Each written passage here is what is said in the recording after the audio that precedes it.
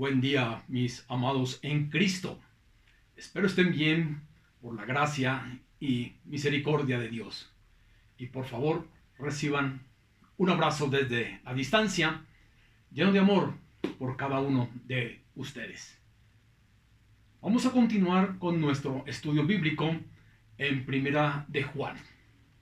Pero recordemos que en la sección anterior, Juan ha subrayado la importancia de permanecer en Cristo, de hacer lo que es justo y de purificarse en anticipación a su venida. Ahora enfoca más de cerca el aspecto negativo de todo esto, la necesidad de los creyentes de abstenerse del pecado y su posibilidad de hacerlo. El mundo se divide en los hijos de Dios y los hijos del diablo. Estos últimos, caracterizados por la injusticia y el pecado respectivamente. Por consiguiente, los hijos de Dios no pueden y no deben pecar. En la siguiente sección, Juan irá del imperativo moral negativo al aspecto positivo de la justicia expresada en el amor de unos a otros. Ahora, tenemos una sucesión de 6 versículos en los cuales aparece 8 veces la palabra pecado. La preocupación de Juan es poner en claro para sus lectores que el pecado es lo que él llama infracción de la ley. Además, lo subraya por medio de la repetición. Pero, ¿por qué tuvo que enfatizar este punto? ¿Y cuál es su importancia? Es probable que sus lectores estuvieran tentados de considerar el pecado como un asunto sin importancia. Quizá para ellos caer en pecado no era un asunto serio. Al comienzo de la carta vimos que había personas en la iglesia que pretendían no tener pecado. Juan asumió la tarea de mostrarles que en realidad no estaban libres de pecado y que necesitaban buscar limpieza y perdón. Quizás estas mismas personas argumentaban que aún si pecaban no era un asunto importante. Después de todo, como Juan mismo enseñaba, el perdón estaba a disposición de la persona que confesaba su pecado. Pablo tuvo que enfrentar un problema similar con personas que argumentaban que los cristianos podían pecar con impunidad y que Dios les mostraría su gracia. Bueno, pueden consultar en Romanos capítulo 6, versículo 1.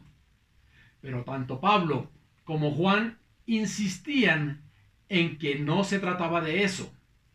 Razonar de esta manera reflejaba una comprensión falta de la realidad, una comprensión falsa del pecado. Pero es así como ha venido tratando el apóstol Juan esta carta. Veamos la temática de hoy. He titulado La primer venida de Cristo y estudiaremos, si Dios nos lo permite, los versículos del 4 al 9 del capítulo 3. Y cuatro puntos que quiero compartir con ustedes. El primero, Cristo vino para quitar nuestros pecados. El segundo, Cristo vino para enseñarnos su justicia. El tercero, Cristo vino para deshacer las obras del diablo.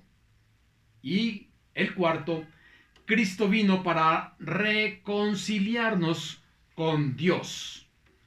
La primera venida de Cristo Cristo vino para quitar nuestros pecados porque la ley condena. Primera de Juan capítulo 3 versículo 4. Todo aquel que comete pecado infringe también la ley, pues el pecado es infracción de la ley.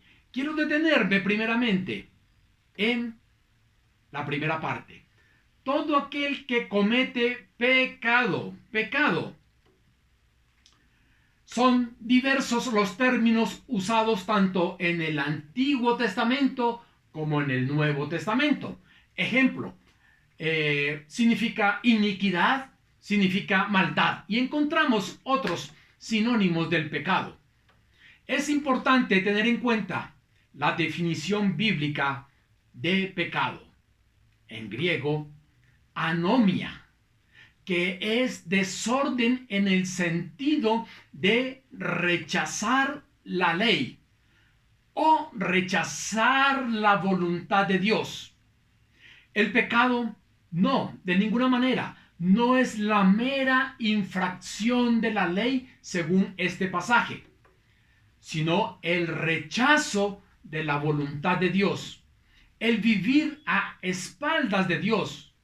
Pecado es la disposición mental que lleva al pecador a hacer la propia voluntad en oposición a la de Dios. De ahí la distinción que se hace entre pecado y transgresión, siendo transgresión la infracción de un mandamiento conocido. Desde Adán hasta Moisés, los hombres no pecaron a la manera de la transgresión de Adán, pero sí pecaban y murieron por ello.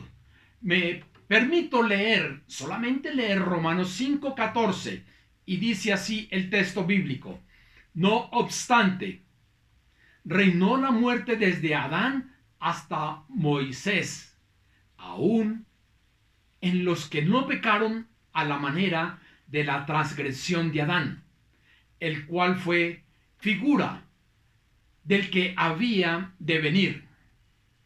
A Adán se le había dado un mandamiento en concreto, uno solo, que podía comer de todos los frutos menos de un árbol especial, el de la ciencia del bien y el del mal. Un mandamiento en concreto, el cual desobedeció.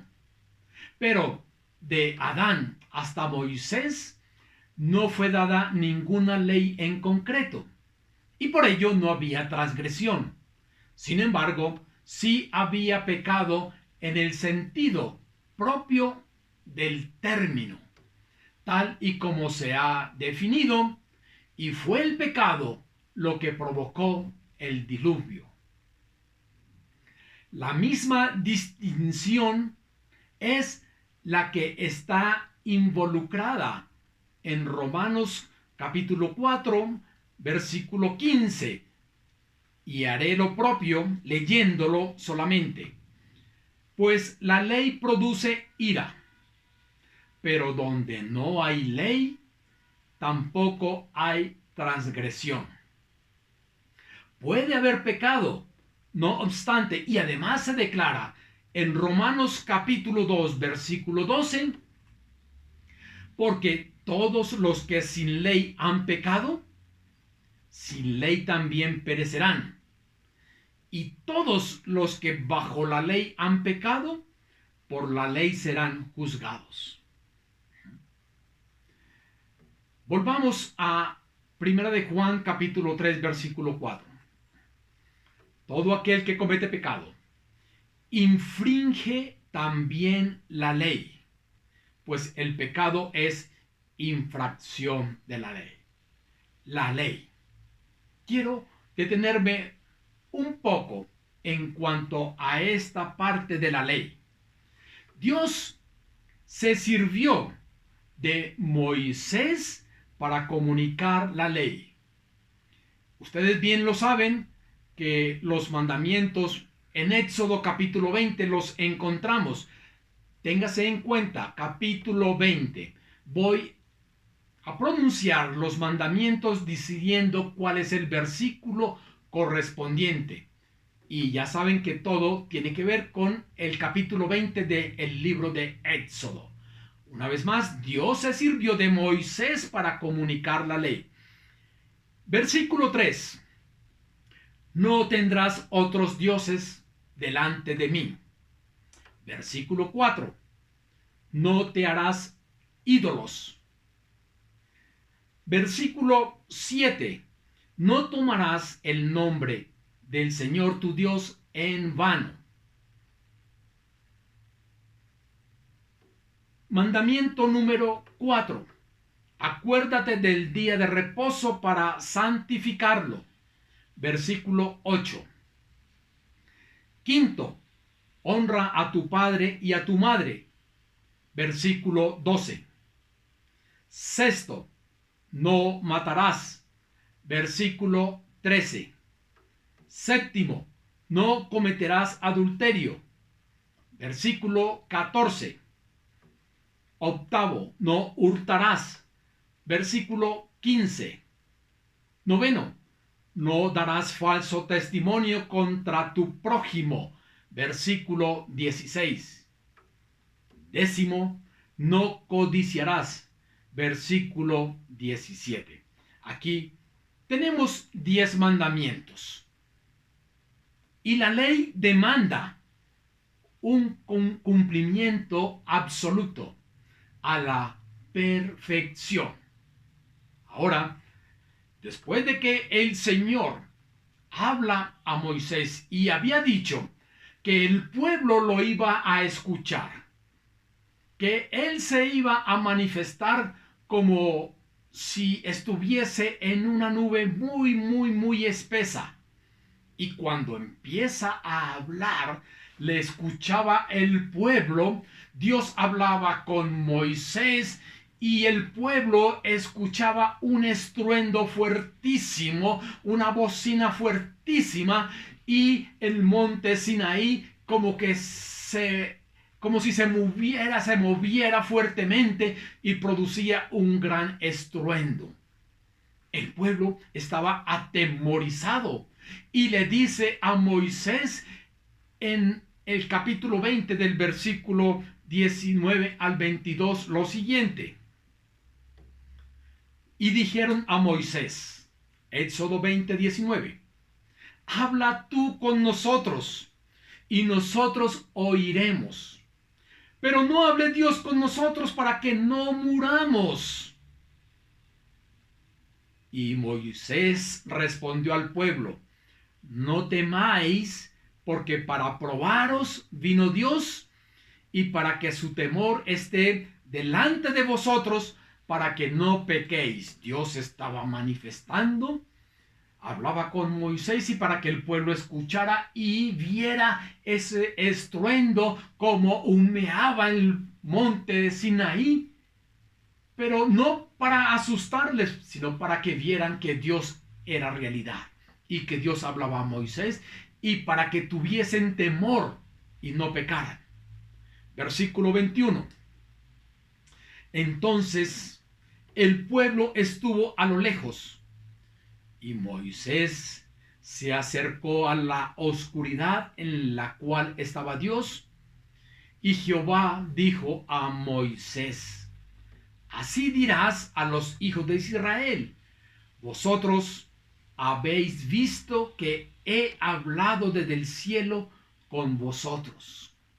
Dios siempre dándose a conocer, manifestándose en diversas maneras, para que el pueblo le respete, para que el pueblo se someta en adoración y humillación ante él.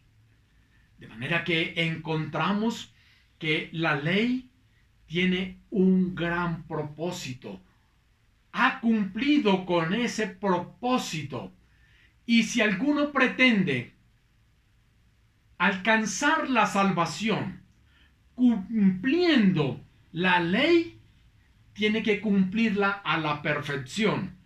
De hecho, encontramos en el libro de Santiago capítulo 2 versículo 10 lo siguiente: porque cualquiera que guardare toda la ley, pero ofendiere en un punto, se hace culpable de todos. He leído en Éxodo 20 los 10 mandamientos.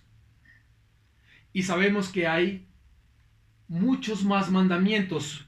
Si no me equivoco, hay más de 500 mandamientos, pero están encapsulados en estos 10. Si alguien llegare a decir, yo he guardado los mandamientos, pero fallé en un puntico, dice la palabra, que si fallare en un punto, es como si no hubiese cumplido ni uno. La ley tiene que cumplirse a la perfección, no el 99.9%. Entonces, si la ley no salva, ¿para qué fue dada la ley? La misma palabra de Dios se responde en Romanos capítulo 3, versículo 19 y 20. Pero sabemos que todo lo que la ley dice, lo dice a los que están bajo la ley, para que toda boca se cierre y todo el mundo quede bajo el juicio de Dios. Versículo 20. Ya que por las obras de la ley ningún ser humano será justificado delante de él, porque por medio de la ley es el conocimiento del pecado. La ley fue dada para dar a conocer lo que es pecado. Nadie se podrá justificar por medio de la ley porque ninguno la puede cumplir. Ahora, no solamente es cumplirla, digamos, en el presente a la perfección. Si yo quisiera vivir bajo la ley, siendo exagerados, y yo dijere, la cumplo a la perfección, y sabemos que eso no es posible, pero quizá a la edad de los 10 años no honré a mi padre y a mi madre, es como si no hubiese cumplido la ley, porque además de que tiene que cumplirse a la perfección, es desde el inicio, desde mi nacimiento hasta la hora de partida. De manera que por medio de la ley ningún ser humano será justificado. La ley se dio para dar a conocer lo que es pecado. Bien, ahora, estamos hablando de la primera venida de Cristo. Cristo vino para quitar nuestros pecados porque la ley condena. Hemos visto que nadie puede cumplir la ley. Entonces la ley condena. Primera de Juan 3:8, la primera parte. El que practica el pecado es del diablo. La ley condena. El que practica el pecado es del diablo. Debe entenderse claramente que dice practicar. Practicar es tener un estilo de vida. Practicar es vivir en pecado constantemente. El que practica el pecado es del diablo. Entonces, quien quiere vivir bajo la ley no podrá justificarse. La ley es buena, da a conocer lo que es el pecado. Pero también nos dice aquí que el diablo peca desde el principio. ¿Cuál fue el principio del diablo? ¿Dios creó al diablo? De ninguna manera. Dios no creó al diablo. Dios creó un querubín perfecto, hermoso, con autoridad, pero él quiso usurpar el lugar de Dios y fue así como Dios lo apartó de él. y de ahí en adelante se convirtió en diablo. El diablo peca desde el principio, desde el momento en que el Señor se dio cuenta que este querubín quería usurpar su lugar. Lo apartó y se convierte el diablo, y el diablo peca desde el principio. De manera que el que practica el pecado es del diablo. Es del diablo. Y el diablo peca desde el principio. El diablo se disfraza como ángel de luz. El diablo está detrás de la idolatría. El diablo está detrás de los falsos profetas, los falsos milagros. Allí está operando el diablo, arrastrando a muchos. Cristo vino para quitar nuestros pecados. La ley condena. De manera que el diablo se ha aprovechado de esta situación, haciéndole creer a las personas que se salvan cumpliendo los mandamientos, cuando Dios nos ha dicho que nadie puede cumplir los mandamientos. El diablo está detrás de la religiosidad. El diablo está auspiciando la mundanalidad. La primera venida de Cristo vino para quitar nuestros pecados. El Señor cumplió la ley por nosotros, porque la ley condena, la ley no nos salva. En Primera de Juan, capítulo 3, versículo 8, hemos visto que el que practica el pecado es del diablo. Ahora, Cristo cumplió la ley. Primera de Juan 3:5. Y sabéis que Él, Cristo, apareció para quitar nuestros pecados. Quitar nuestros pecados. Y recordemos en Juan capítulo 1, versículo 29, cuando Juan el Bautista vio que Jesucristo venía, dijo: he aquí el Cordero de Dios que quita el pecado del mundo. De manera que podemos entender lo que Cristo apareció para quitar nuestros pecados. Y el versículo sigue diciendo: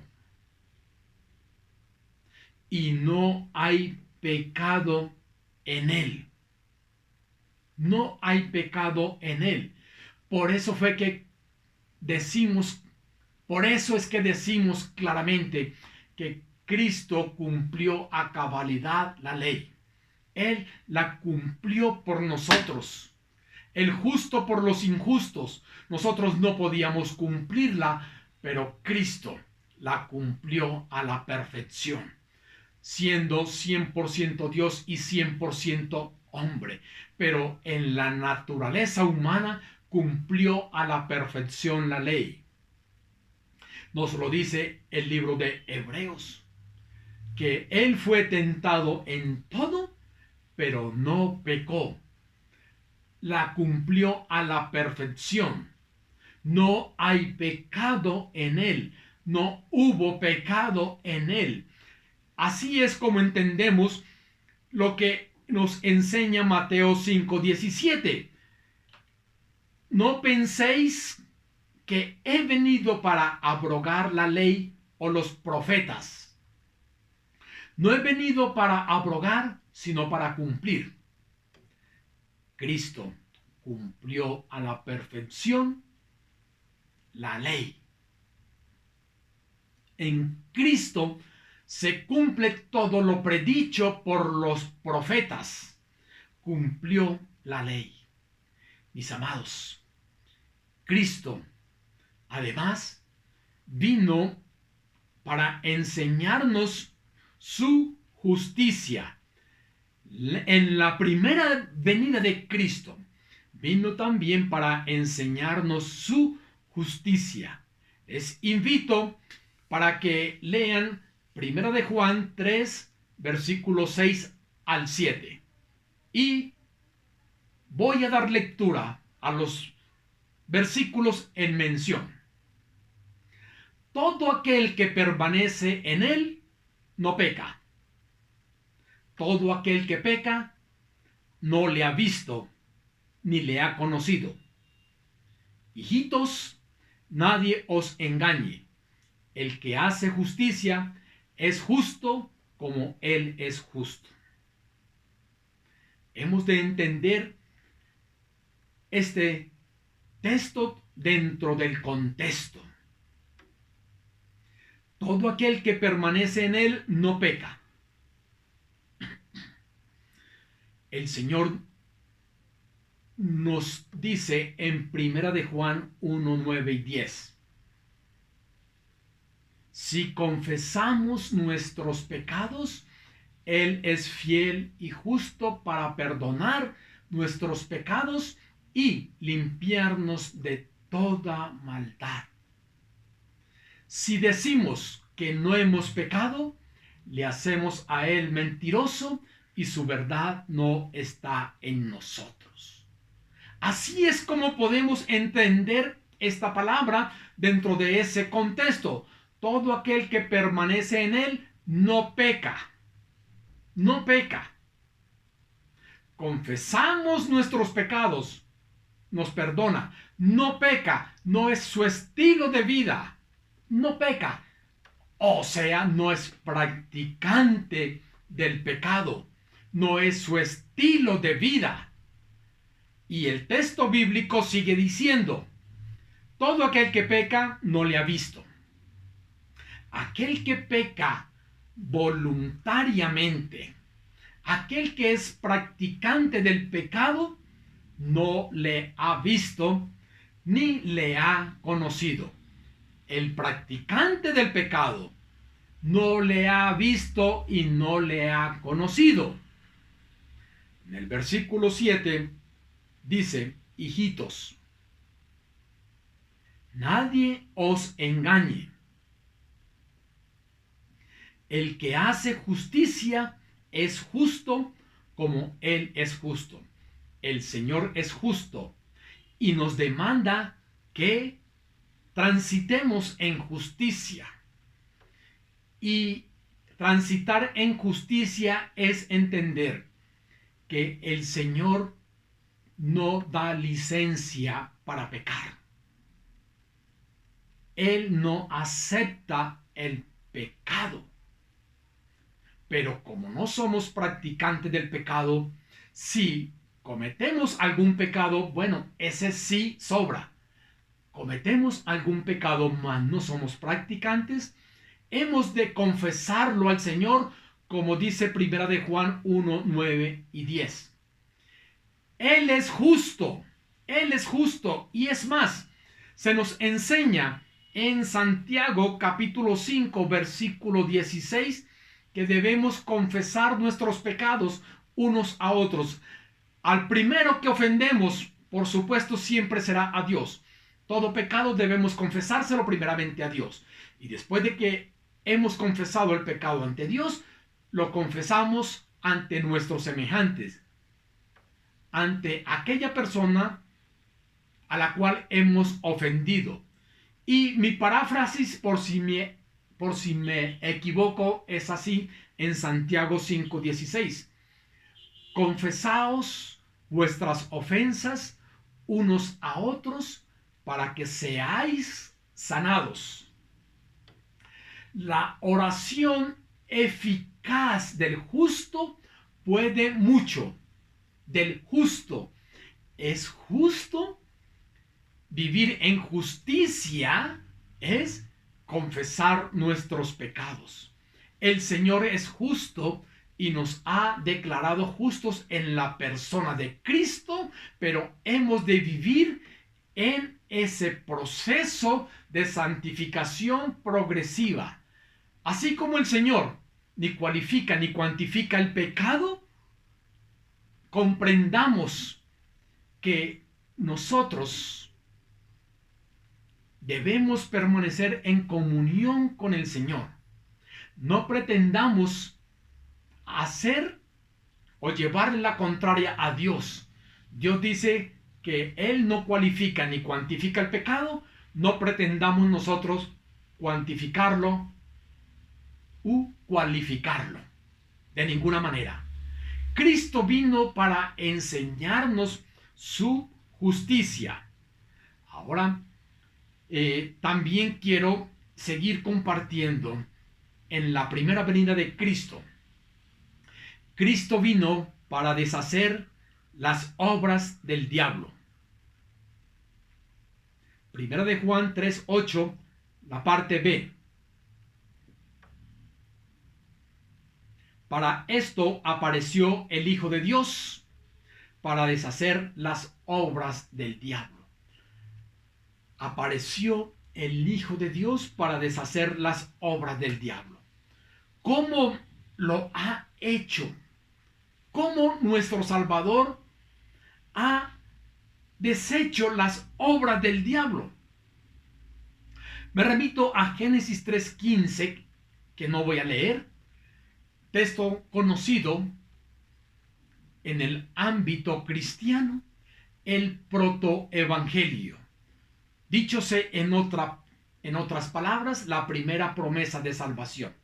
Recordemos que se nos habla de dos simientes, la simiente de la serpiente y la simiente de la mujer, la simiente de Israel.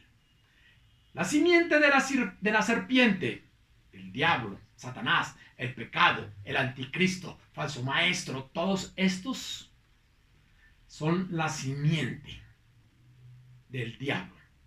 Dice la palabra que herirá en el calcañar a la simiente de Israel.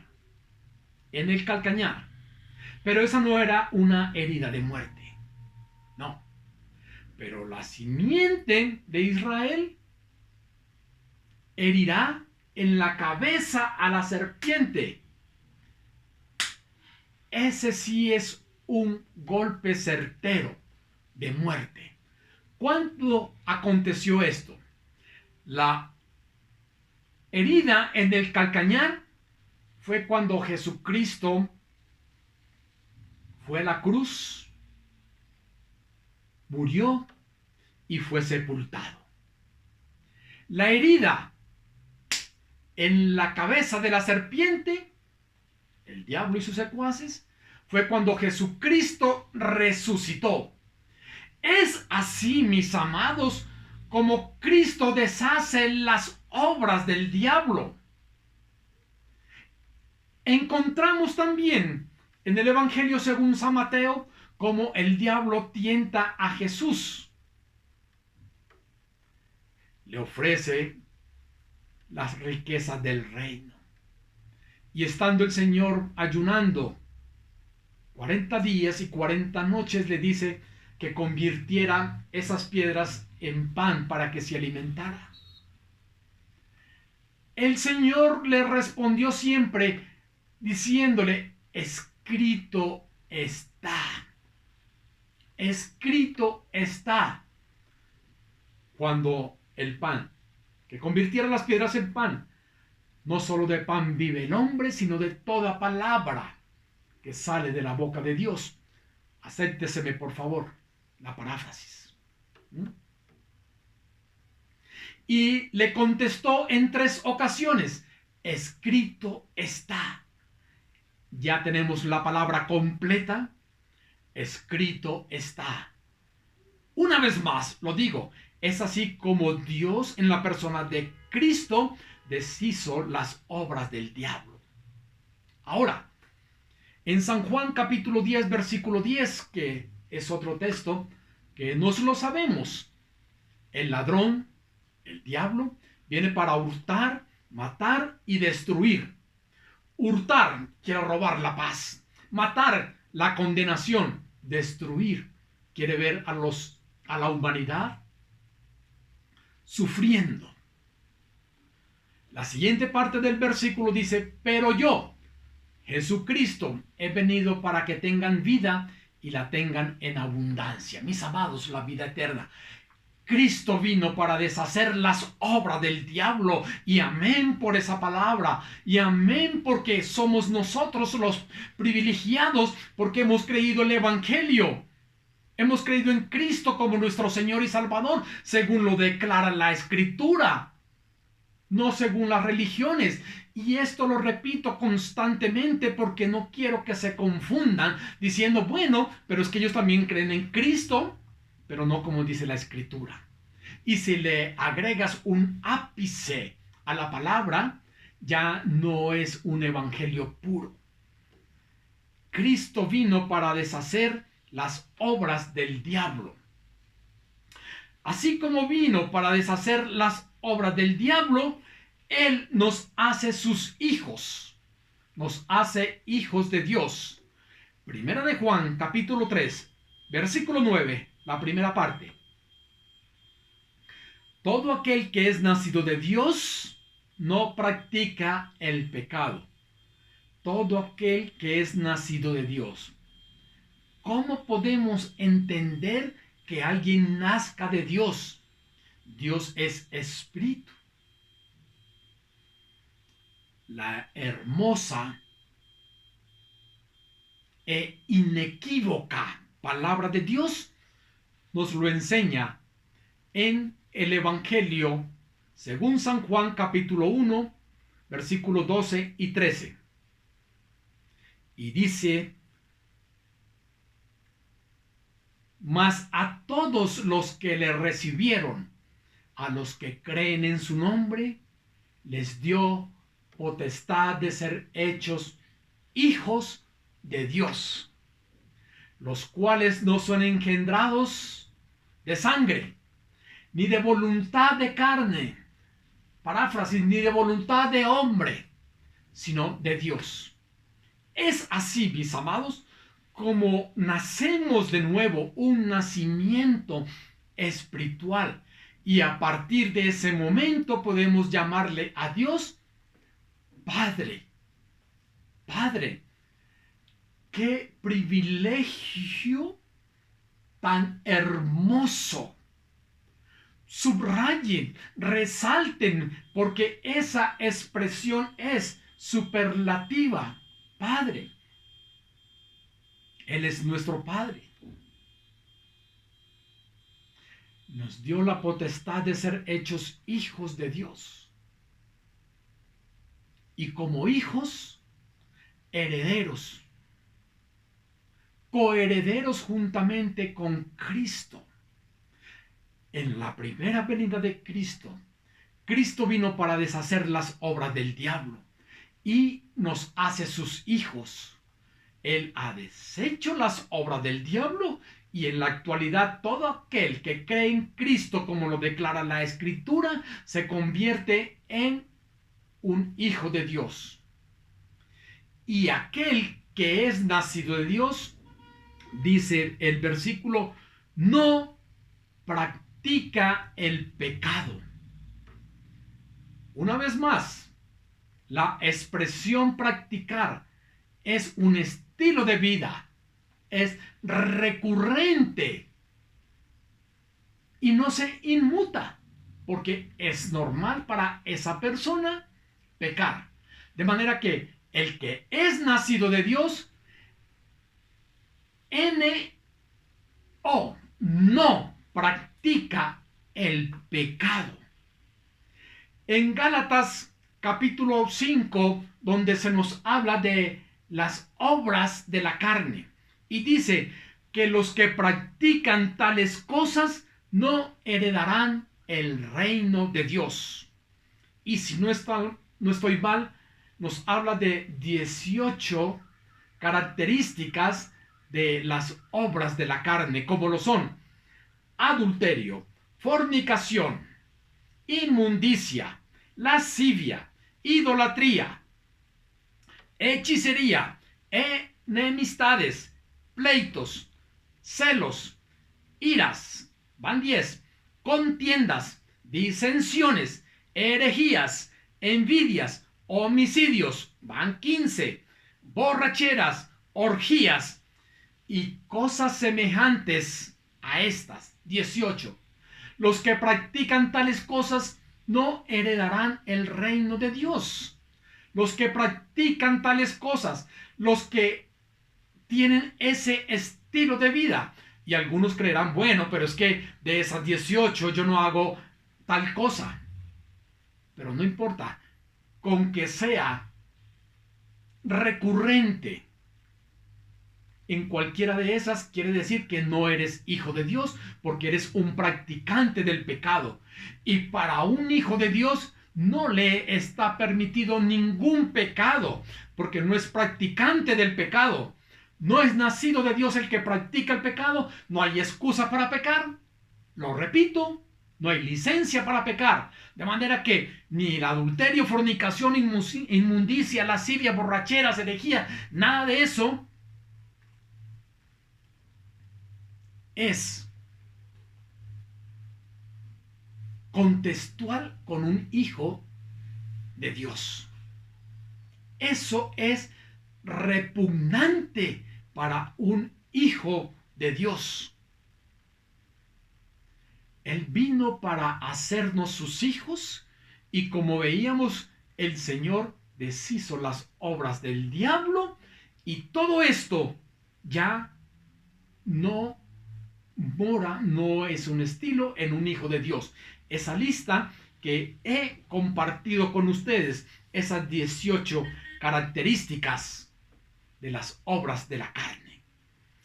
En la primera venida de Cristo, Cristo vino para deshacer las obras del diablo. Ahora, en primera de Juan 3:9, la parte B. Porque la simiente de Dios permanece en él y no puede pecar porque es nacido de Dios. La simiente de Dios, hablamos de esa salvación, permanece en él, porque la salvación no se pierde y no puede pecar. Quien es salvo no puede pecar. El hecho de que encontremos textos bíblicos para confesar nuestros pecados es para mantenernos en comunión con el Señor. La salvación no se pierde, pero Dios dice no puede pecar. No sería un Dios perfecto, no sería un Dios santo, santo, santo, si Él dijera, pequen de vez en cuando, pequen una vez a la semana, o pequen una vez al mes. No, el Señor dice, no puede pecar, porque es nacido de Dios. La primera venida de Cristo. Y por último, Cristo vino para reconciliarnos con Dios. Segunda de Corintios capítulo 5 versículo 20. Así que somos embajadores en nombre de Cristo, como si Dios rogase por medio de nosotros. Os rogamos en nombre de Cristo, reconciliaos con Dios. Al que no conoció pecado, Cristo es quien nos reconcilia con Dios. Al que no conoció pecado, por nosotros lo hizo pecado. Los cargó en una cruz por nosotros, para que nosotros fuésemos hechos justicia de Dios en él. Para que fuésemos hechos justicia de Dios en él. Y es así, mis amados, como Dios nos ve justos en Cristo. Es así, mis amados, como Dios nos ve perfectos en Cristo. Nos ha hecho justicia de Dios en él. Él pagó por nosotros. Él nos reconcilió. Él fue propicio. Todo lo ha hecho Dios en la persona de Cristo. No por nuestros méritos, porque nosotros no buscamos a Dios. Romanos 3 no se lo dice. No hay quien busque a Dios, no hay ni siquiera uno. Todos se desviaron, a una se hicieron inútiles. Y también dice la palabra que así como no hay ninguno que busque a Dios, Él nos busca a nosotros. Y nos salvó, no por obra de justicia que nosotros hubiésemos hecho, sino por su misericordia, por su amor. ¿Cómo no honrar, glorificar, servirle a nuestro gran Dios? Cristo vino para quitar nuestros pecados. Cristo vino para enseñarnos su justicia. Cristo vino para deshacer las obras del diablo. Y Cristo vino para reconciliarnos con Dios. O sea, volver a unir lo que antes estuvo unido. ¿Cuándo estuvo unido? Cuando Adán y Eva no habían pecado. Entró el pecado, hubo divorcio. Viene Cristo a reconciliarnos con Dios. Volver a unir lo que antes estuvo unido. Mis amados en Cristo, que esta iglesia local, Comunidad Viva, el Retorno, nos alineemos con el Señor. Alineémonos con su palabra. Porque su palabra es como una hilada, como un nivel que nos muestra si estamos alineados con el Señor o estamos desalineados con el Señor. Esta es la recta del Señor, lo que manda la plomada, y hemos de confesar nuestros pecados, mirar solamente al Señor y alinearnos con Dios, dejando toda la mundanalidad. Y no lo digo por ustedes, pero a ustedes se los digo, que Comunidad Viva, el Retorno, glorifique al Señor. Amén. Padre grande, bueno, poderoso y misericordioso, venos aquí postrados en espíritu y en verdad, reconociéndote como Señor, reconociéndote como única autoridad. Y te damos gracias, Señor. Gracias. Gracias porque Dios Padre envió a Dios Hijo para reconciliarnos consigo mismo, y nosotros hemos sido privilegiados porque nos hallaste y hoy disfrutamos tu compañía, disfrutamos tu palabra, disfrutamos el estar juntos para orar. Todo en torno a ti, Señor. Gracias. Gracias, Padre, por bendecirnos y en gran manera. En Cristo Jesús. Amén. Y amén.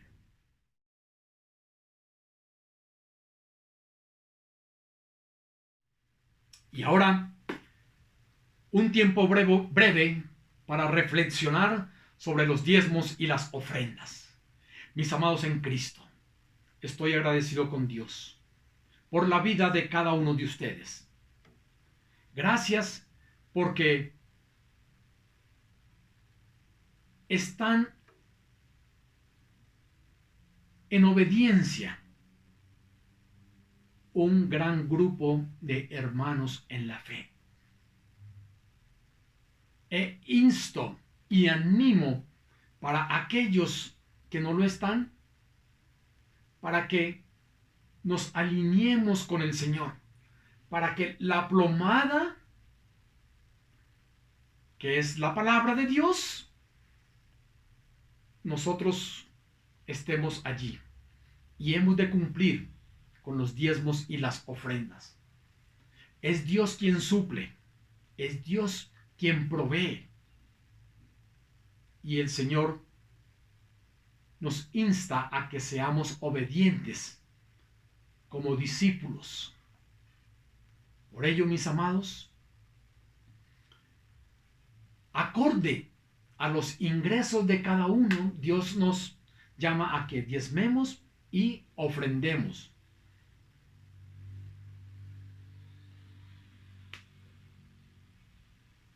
Dios conoce todo y lo ve todo. Padre grande, poderoso y bueno, gracias, Señor, por tu cuidado, por tu sustento. Gracias por el trabajo. Gracias por los ingresos. Gracias por tu cuidado. Gracias por tu fidelidad. Gracias por el privilegio de diezmar y ofrendar. Porque tú nos bendices económicamente y nos pruebas con esa bendición para que asimismo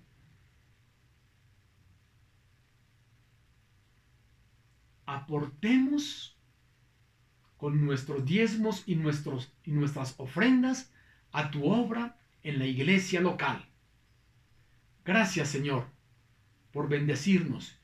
Y una vez más pido por aquellos que están sin trabajo, para que por favor, Señor, se los otorgue. Así oro también por aquellos a quienes sus ingresos han sido afectados y son menos a lo que venían recibiendo, para que puedan cumplir con los compromisos adquiridos y tú, Señor, soberanamente, como sueles hacerlo, sigas proveyendo. Sigue cuidando, por favor. Gracias, Señor, mejor se ha dicho. Gracias porque tú sigues cuidando a tu pueblo. Y henos aquí, postrados, reconociéndote, Señor Dios, reconociendo tu suficiencia, tu providencia. En el nombre que es sobre todo nombre, en Cristo Jesús. Amén. Mis amados, Dios les continúe bendiciendo. Les amo en Cristo. Y si Dios nos lo permite, si todo viene y si todo sigue como viene transcurriendo todo, el siguiente domingo, de hoy en 8, estaremos en nuestro templo. Un templo que nos ha dado el Señor. Un templo para que le adoremos, para que le honremos y le glorifiquemos. Estén pendientes, por favor, a el comunicado o los comunicados que en el transcurso de la semana les llegará. Les amo en Cristo. Hasta pronto.